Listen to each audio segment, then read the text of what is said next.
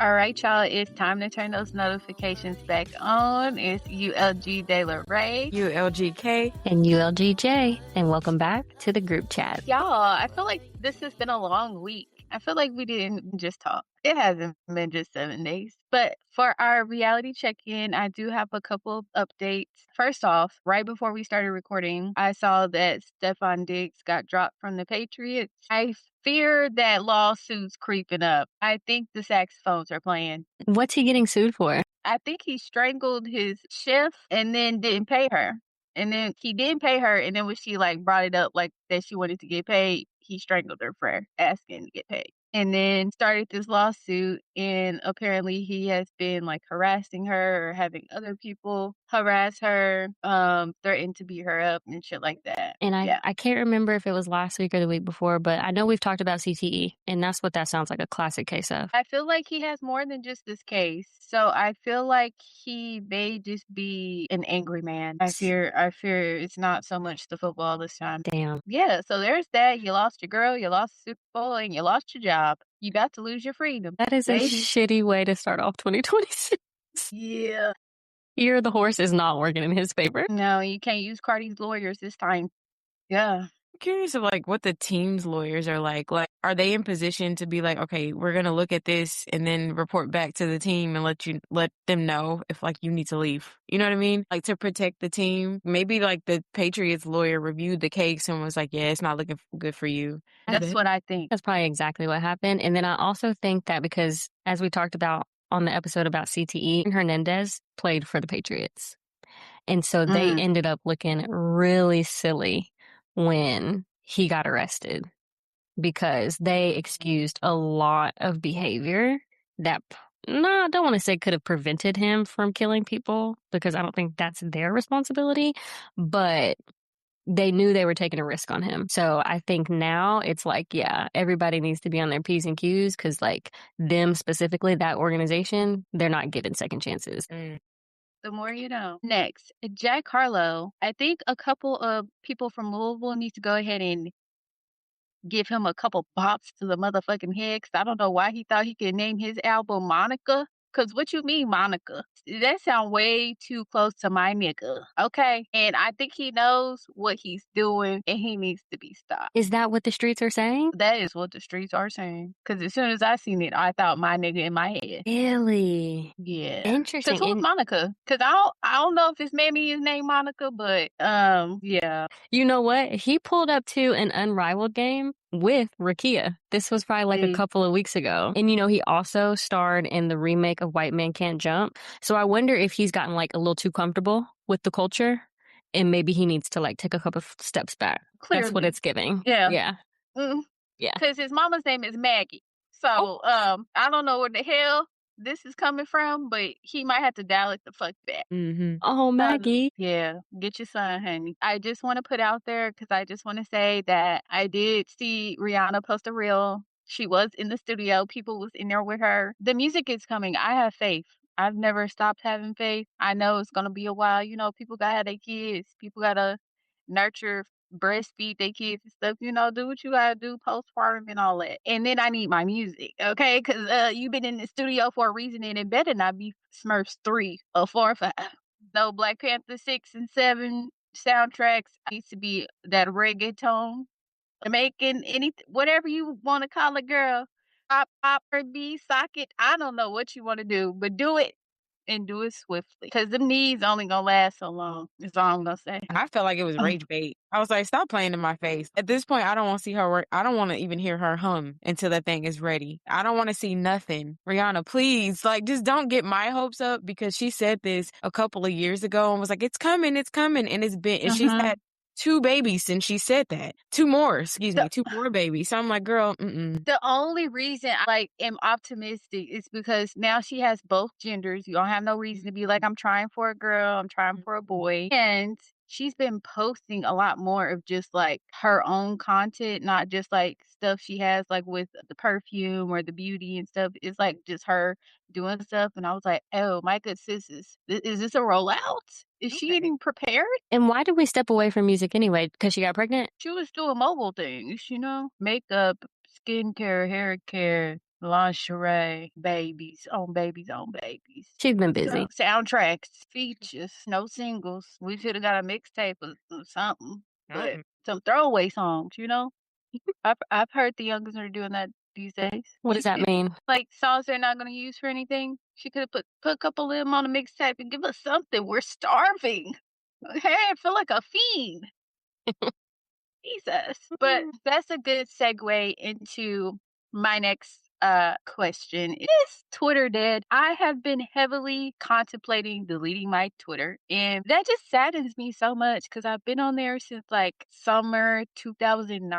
I helped build this shit brick by brick, and the incels are running me the fuck off. Like it's like, what's the point of being on there now? What's your current experience on Twitter? Because I have a work Twitter, like from an old job. So I get Uh, on there to just scroll and to see what's going on. And I'm like, this is so bot heavy. It's very mhm, obvious that everybody is trying to get a paycheck. And people are mhm, saying things that are just like some of the most heinous things I've ever seen on social media. mm. But part of me, like, the small part of me that has faith in humanity feels like, oh, they are only doing this for engagement because everybody's brains are just so addicted to these dopamine hits and this attention and these monthly payouts that I'm like, you can't possibly be this terrible of a person. But like this platform is giving them free reign to do and say whatever without consequences. And I think that just gave them the space to show that they are that terrible of people. Like, I honestly don't think it's all for clickbait or for engagement. I think people really are that awful. And that's sad, but I think now it's just so like widely acceptable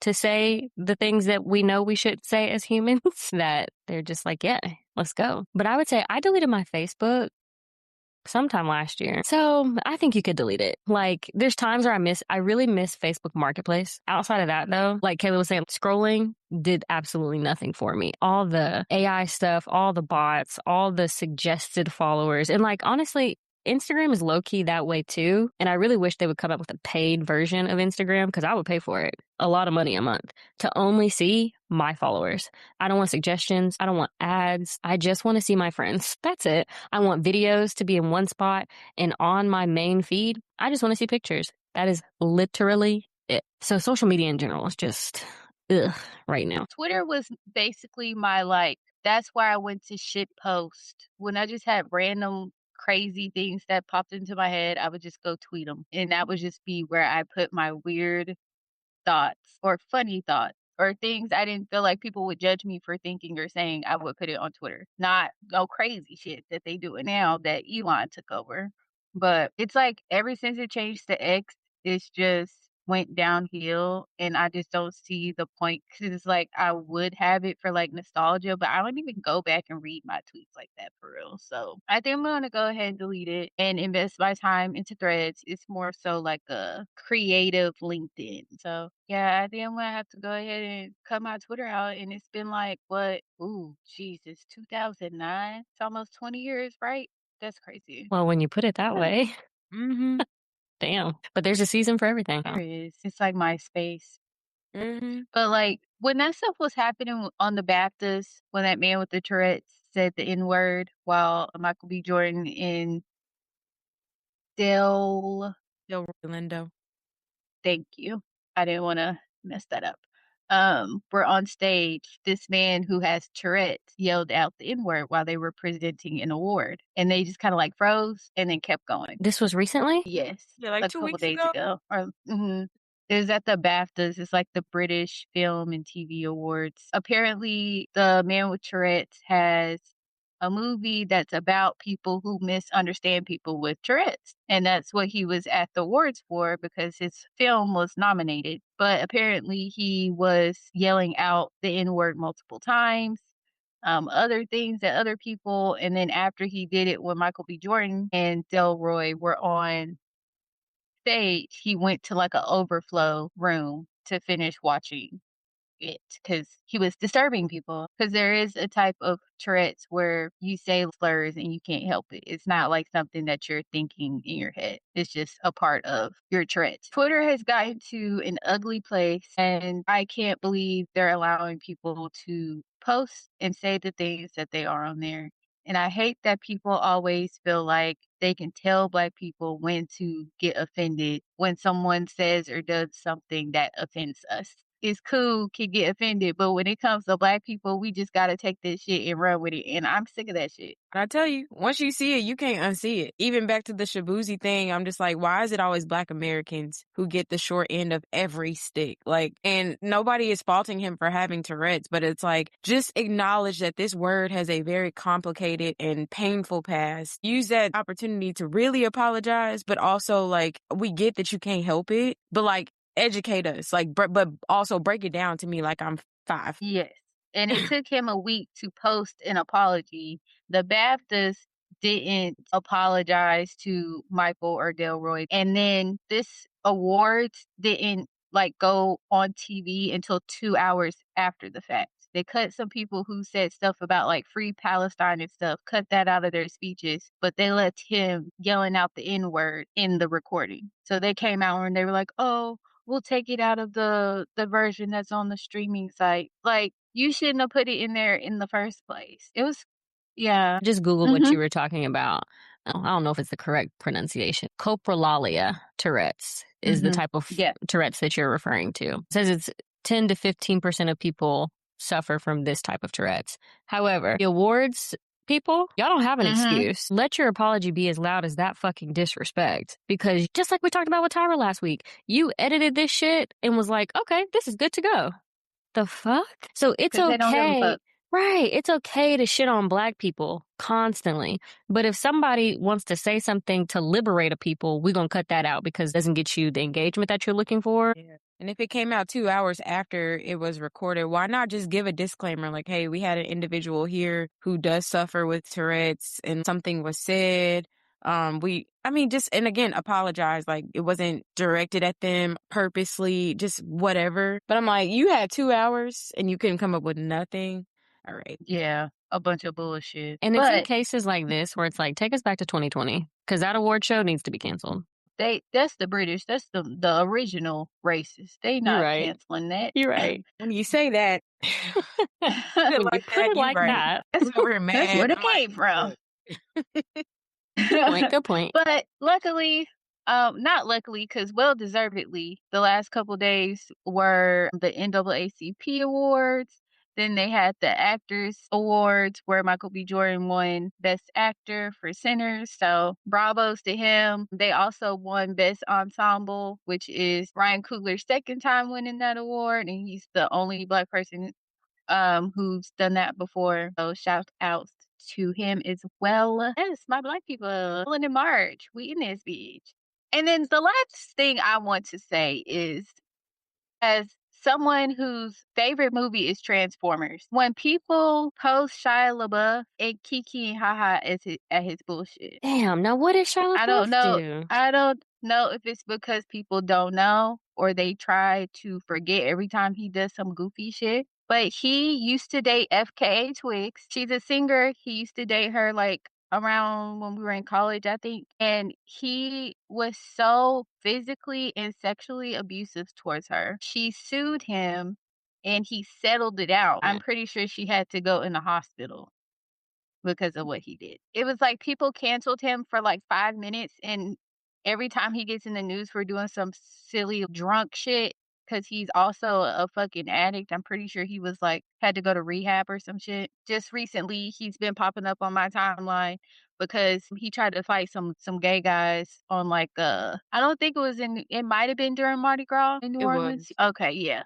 He got to boxing and got arrested because he was out on the streets fighting people. And then I seen clips of him on somebody's podcast, and he was like, "Yeah, if I'm around really big gay guys, I get scared. So if a really big gay guy touches my leg, I'm gonna get scared and I'm gonna have to defend myself." But Shia LaBeouf is an abuser. He's a fucking nut case in the fucking head, and I just wanted to put that out there for our lovers and friends. So if you didn't know Shia LaBeouf was out here acting a motherfucking fool, he was.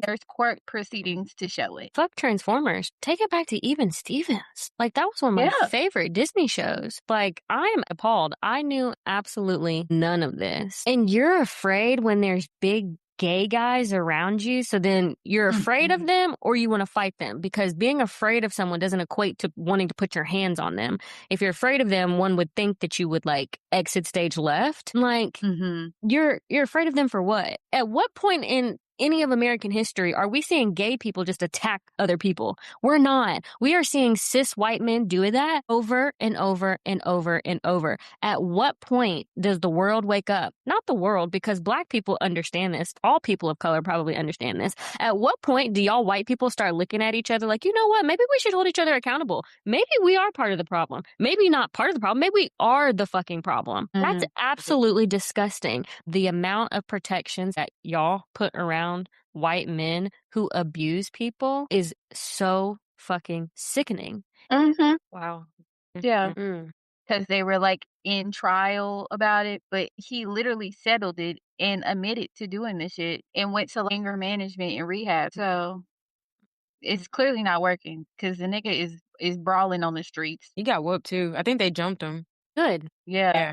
I was like, that's not Stanley Yelnats. So, because I know even Stevens was cool, but my mom wouldn't let us watch it for real because she was like, because he was so bad on that show. She was like, he gives me a headache. I need to find something else to watch. So when Hoes came out, I'm like, okay, here we go. But I think sometimes people just play on the fact that like, maybe just like there's like a nostalgia factor because he is a really good actor and he has been. However, if you're an abuser, that's it. Like you do deserve to get whooped on the streets of New Orleans. I'm so sorry. And to the black girl who bailed him out, we don't claim you. I don't understand, and I'll never understand like that saying about hurt people hurt people. Why is it that you're battling whatever it is that you're battling to make you feel like you should be or that it's okay to physically abuse someone? Why can't you not just work that out in therapy or go to a fucking boxing gym? Because that would take them admitting that they're hurt or they have a weak spot or something like that. And instead of doing that, they'd rather beat people's ass.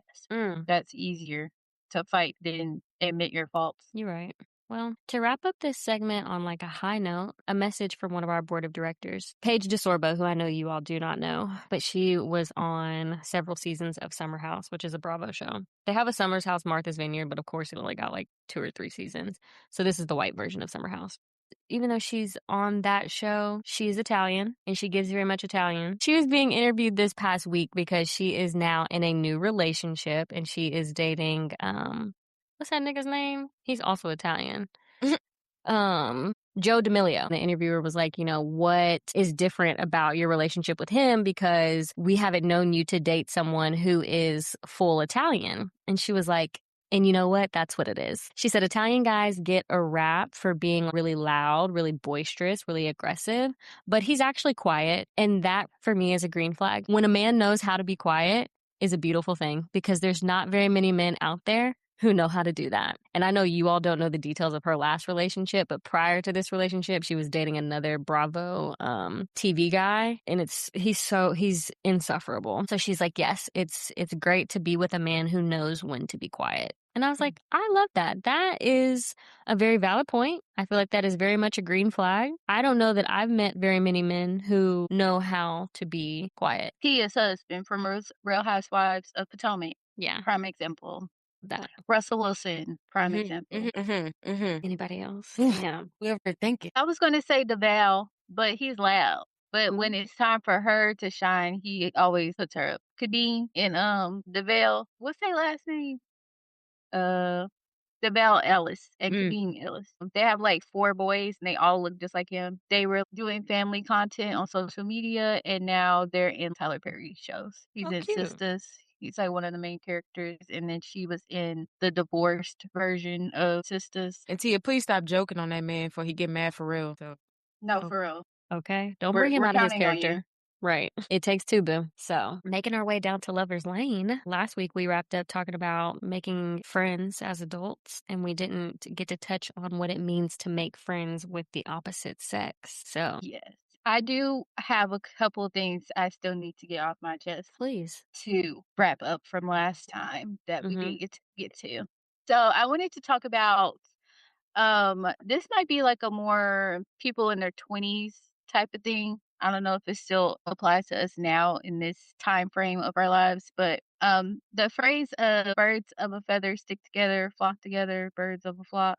You know what I'm talking about? Yeah. So, it's basically like when people are like, "Oh, if she hangs out with a bunch of hoes, then she must be a hoe." And I've never prescribed to that phrase because 'cause I've always been in a very mixed group of friends, and everybody kinda did their own thing. So, I never really, like, believed in that. But then you also have to realize that for most people, perception is reality. So, it's like what you put off is what people are going to think. I say all that to say my therapist told me I need to put myself in environments with people who I want to be friends with. Like the types of people or like the quality of people with the same mindset that I have. You can't just stay around people who are not leveling up. And I think we brought that up last time about like community and friendship is about everybody growing with each other and helping each other build. And I feel like if someone's not building or like having any aspirations or doing things that I want to do too, or like I don't want to just be with people who are on my level. I also want to be around people who are doing things that I aspire to do. Want to find those spaces where I can be around people like that who are like minded, who are trying to work on their goals and things like that. Cause some people literally all they care about is going to work and partying and bullshitting. And it's like, I don't have time for that. I got shit to take care of. I might not have kids or a husband, but I have goals and I can't get that done if I'm at the strip club every weekend or trying to twerk in somebody's section or doing bottle service. Like that's not gonna get me nowhere. And see, I feel like birds of a feather flock together.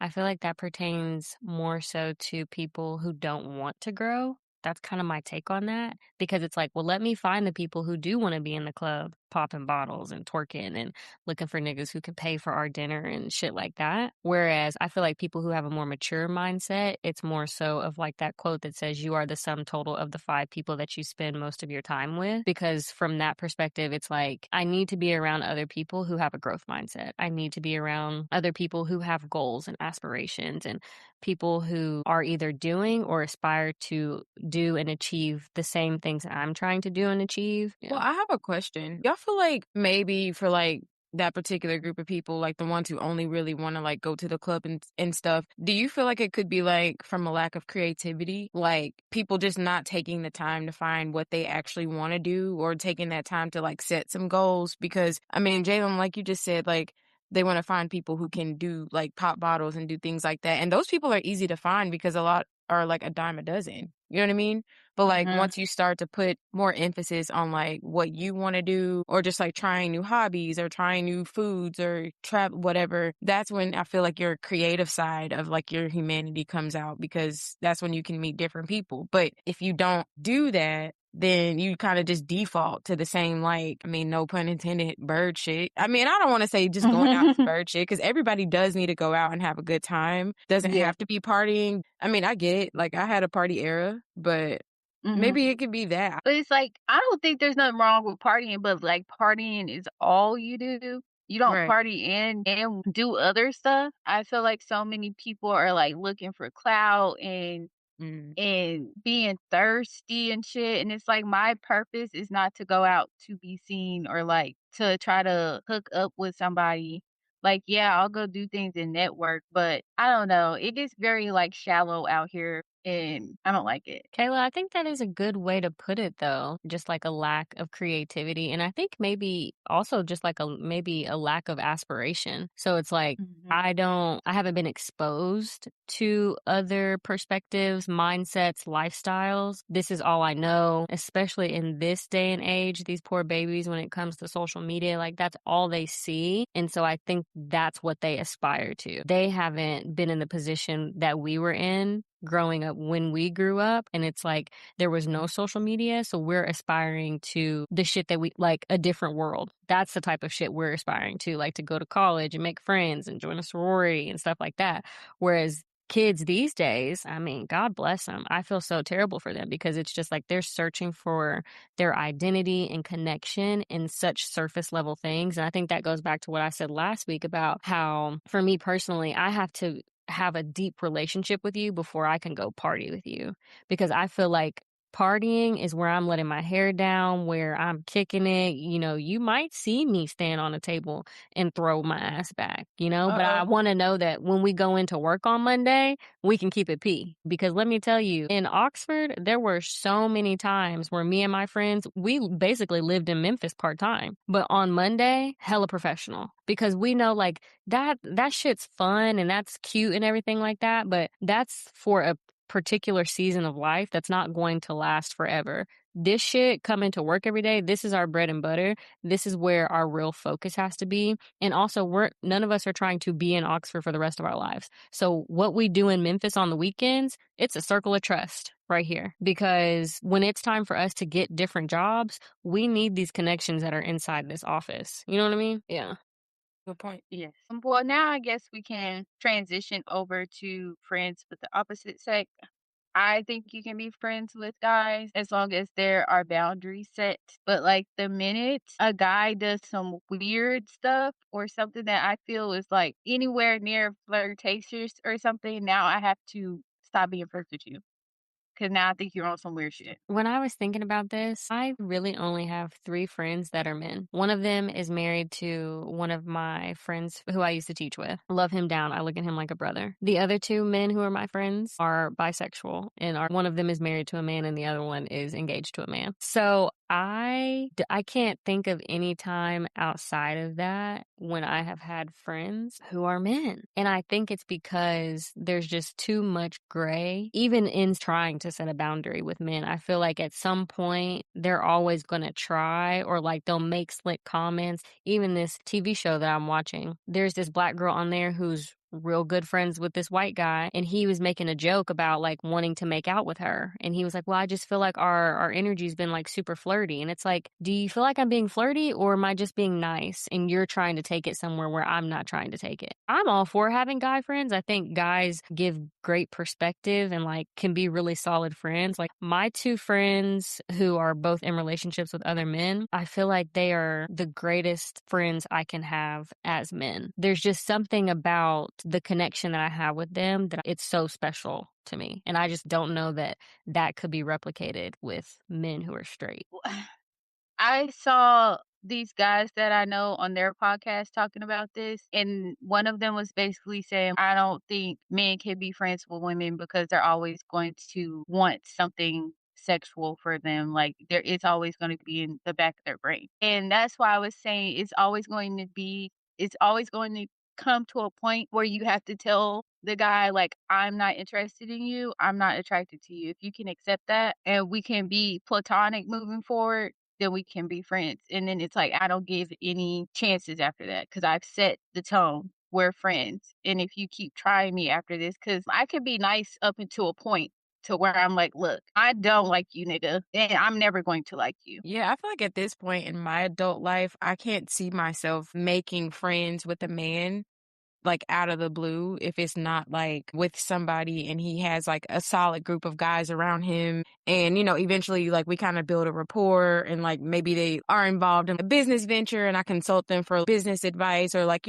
we have couples night and everybody's hanging out and stuff and we're able to be friends that way. I don't see myself being one-on-one friends with a man, especially one that I don't already know, unless I get lucky enough to be like Jalen, who I find men who are not straight. I feel like there should be an app, just like a dating app, to match straight girls with their bisexual and gay male best friends. So I know it might be a little difficult to find.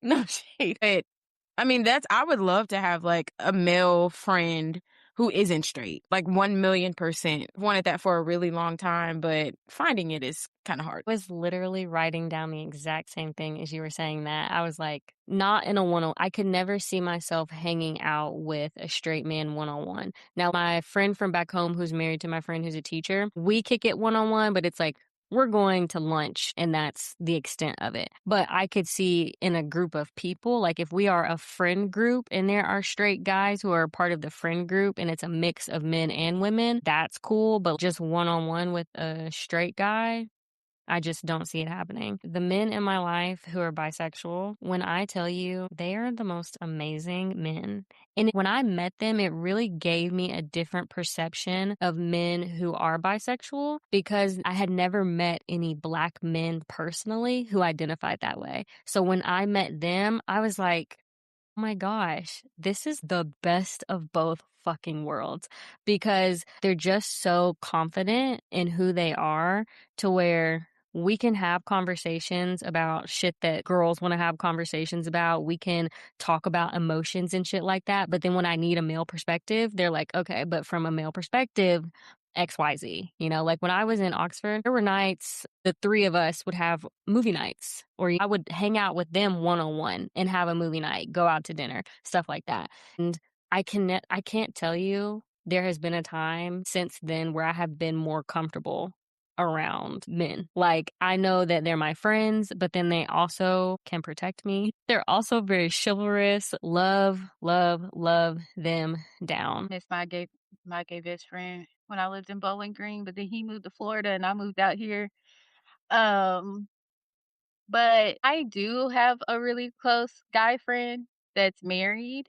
Um, but we've been friends since college. So it's like I do agree it would be kind of weird to make friends with a guy right now. But also I could see myself being cool with people from like meeting them at like a photo shoot or like I don't make friends with coworkers, but like outside of work, if I met someone just like in a social setting, it wouldn't bother me to like befriend them. But I feel like that's using the word friend loosely, you know? We could like go hang out and do stuff. I don't think I would just show up to a nigga house and chill. I also feel like I'm one of those girls who's like one of the guys, but I'm not there for the nigga's attention. I'm just there chilling. I used to love going to the barbershop with my dad until I got old enough to realize what the fuck they were talking about and how they would talk about women when they like walk past and stuff like that. Then I was like, yeah, I'll just sit in the car till you get done with your haircut. It's like at certain points, you know, when it's time for you to not be around when it's literally just nigga time.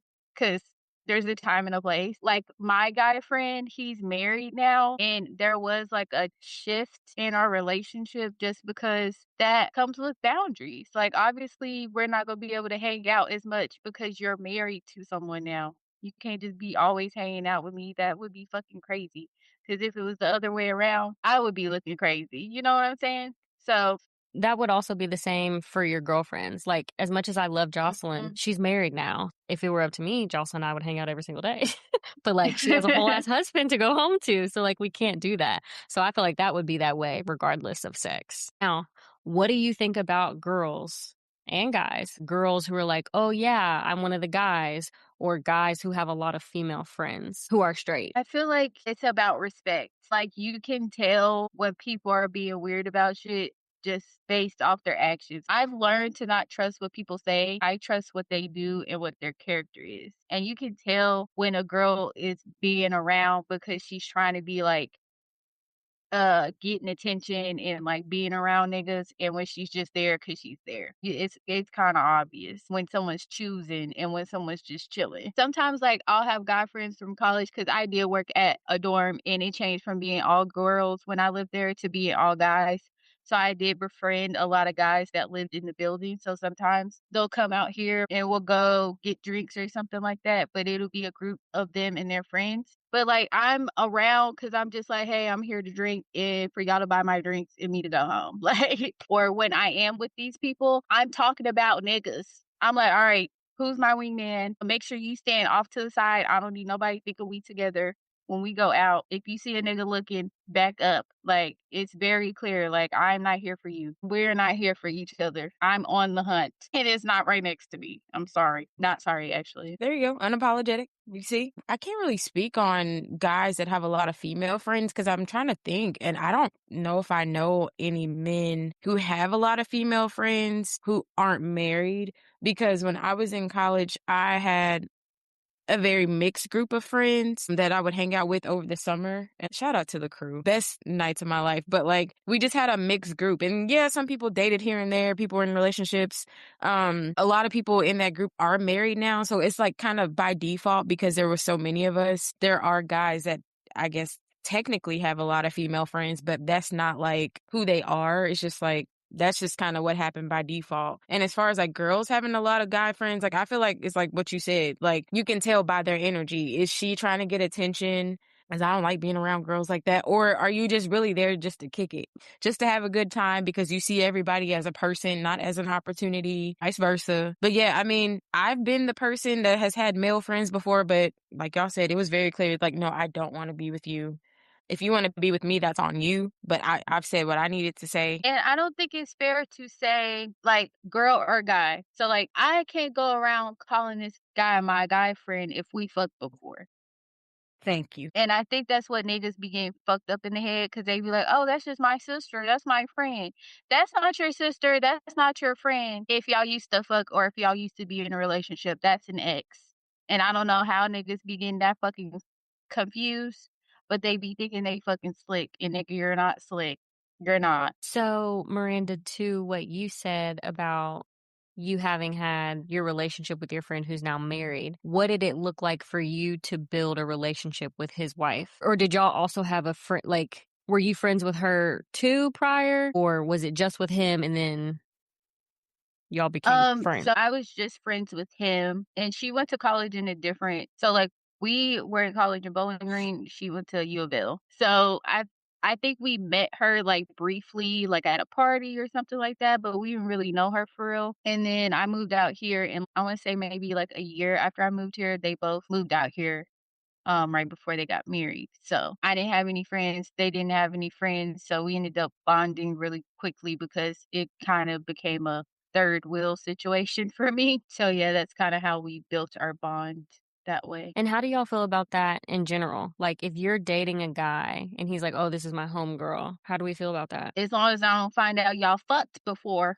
I got PTSD. It's really that simple for me. And then just over time, seeing what the interactions look like and what they feel like energy wise to me. Like if Mhm. there's anything that I feel like I need to call out, because I mean, I'm like you. I have a male friend that I'm very close to. He's been like my day one friend. Like, how are you around your friend of the opposite sex, especially when your partner's around? Because I mean, with my ex, my friend told him, he was like, look, bruh, you ain't got to be worried about anything, but also know that like I was here before you. And if y'all don't make it, I'll be here after you.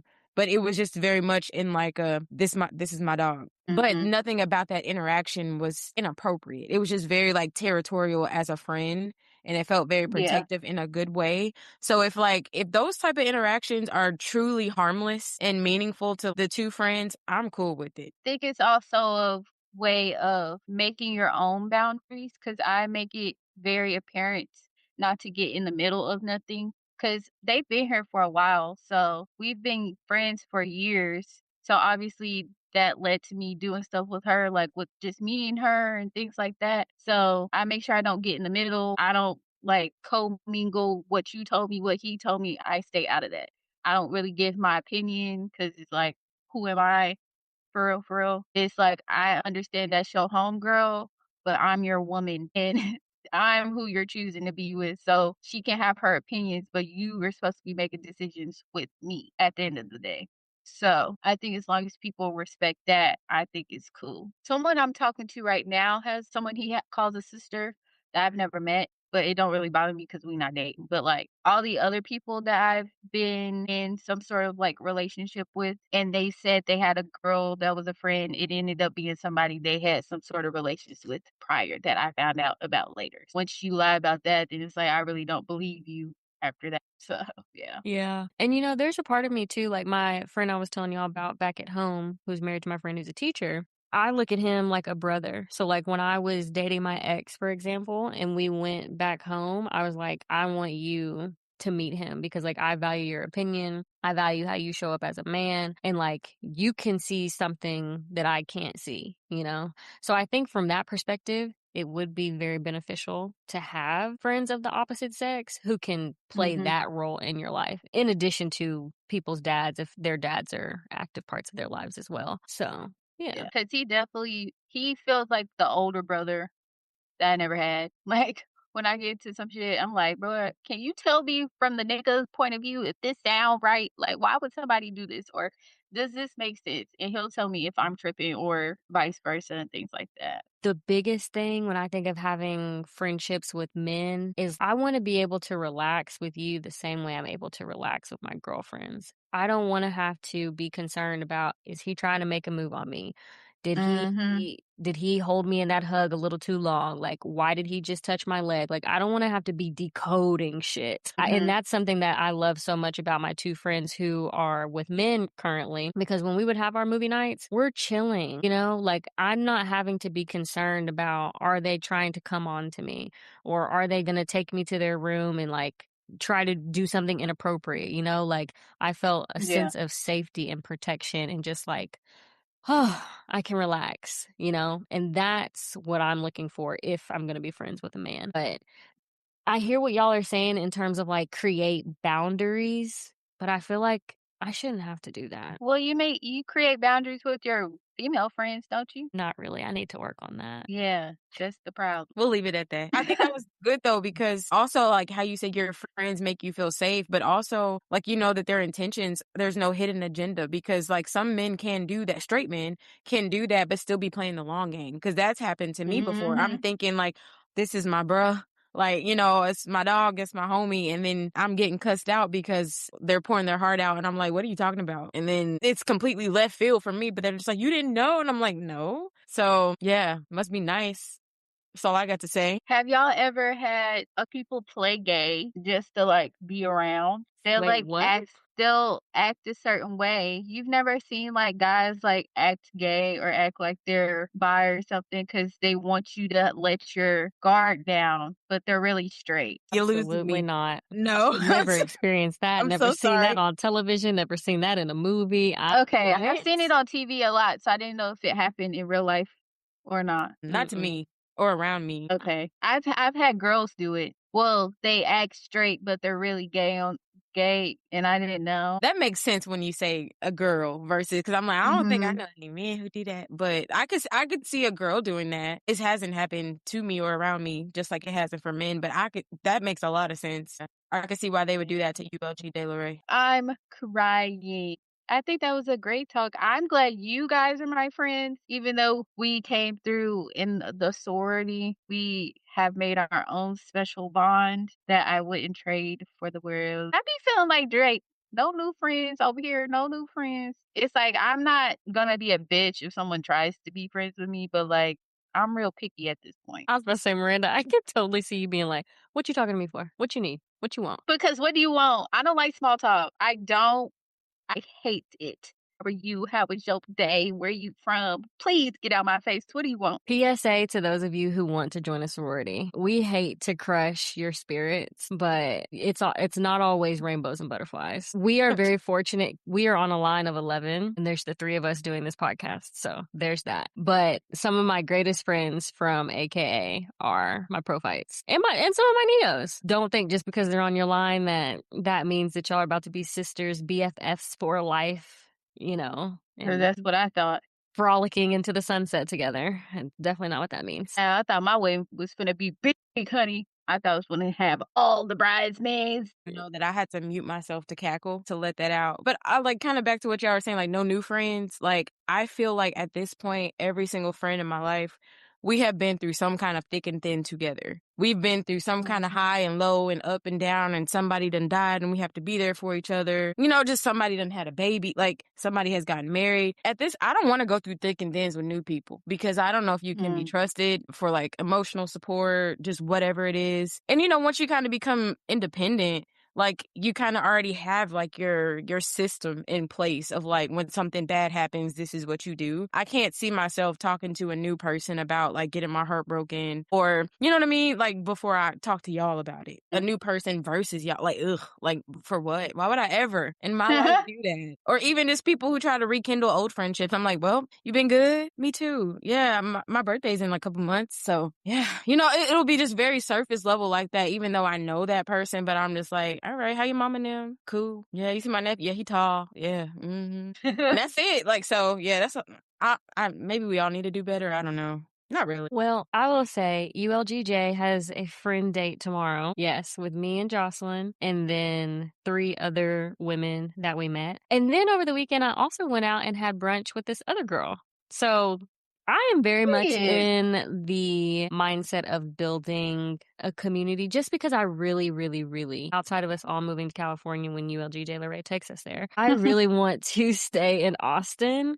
And like, even though I am independent and do my own thing, I think it's so hard because I work from home too. So, but considering like I just have Jocelyn, and again, she's married, so she has like a whole other life outside of me, I do feel like I want people to like do stuff with. You Did you do. go get coffee with was it yoga instructor? Pilates instructor. I think that's probably not gonna happen because like I take her classes all the time and she never responded to my text Oh, back in January. No, we're not chasing, we're attracting. We are nourishing what yes. nourishes us, who nourishes us, and that's that. But I'm still Yeah. taking Pilates classes because she's one of my favorite instructors. And I was gonna say, I think with you being so far away, I think it is necessary to go through some thicks and thins with people just so that you can figure out that community. Because, when I was in Dallas, I was like, oh wait, I don't have anybody. And then I ended up like getting out of my comfort zone. And then, I ended up staying with one of my friends for a while because I didn't have power in my apartment for 6 days because of a storm. So it's like it even like building community became like something that was necessary for survival. Even I like that you're open. And I was gonna say, girl, that is not a friend date. Y'all going on a whole group trip talking about. That's a good group of people. Okay, that's not a friend date. She That's met you. It was all cute.